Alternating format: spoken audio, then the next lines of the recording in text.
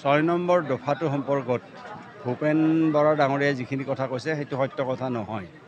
সেইকাৰণে সত্য কথা নহয়, তেখেতে কথাখিনি জানি লৈ ক'লে ভাল আছিলে। আপোনালোকে জানে যে 6 নম্বৰ দফাটো সম্পৰ্কত আমি জাষ্টিছ বিপ্লৱ শৰ্মাক দি এখন কমিশ্যন কৰি দিছিলোঁ, আপোনালোকে জানে।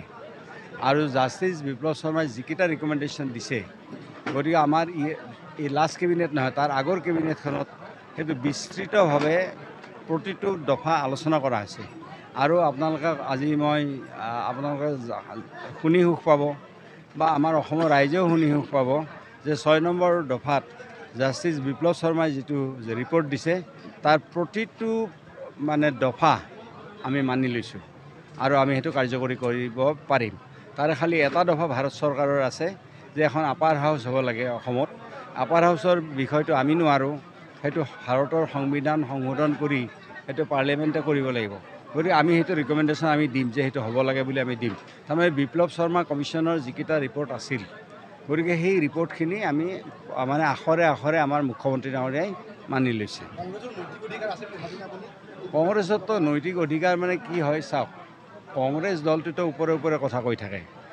গতিকে তেওঁলোকে যদি তেওঁলোকৰ অসমৰ 6 নম্বৰ দফাটো তেওঁলোকে ইমান কনচাৰ্ণ, তো তেতিয়াহ'লে 855জন শ্বহীদ কিন্তু তেওঁলোকৰ চৰকাৰৰ দিনতে হৈছিল, কংগ্ৰেছৰ চৰকাৰৰ দিনত।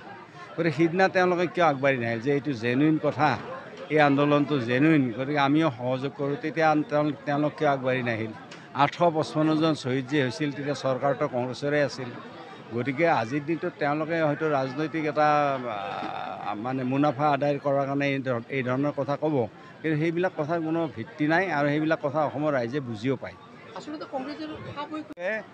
যদি সঁচাকৈ 6 নম্বৰ দফাটো লৈ তেওঁলোকৰ কনচাৰ্ণ, তেওঁলোকে সঁচাকৈ এইটো ক্ষেত্ৰত আগ্ৰহী, তো এই 855জন শ্বহীদ কিয় হ'ল তেওঁলোকৰ চৰকাৰৰ দিনত? সেই আন্দোলনটো হোৱাৰ সময়ত তেওঁলোকে কিয় নক'লে যে আন্দোলনটো জেনুইন আৰু এই আন্দোলনটোত আমিও অংশীদাৰ হৈছোঁ? নকৰে কিয় তেওঁলোকে?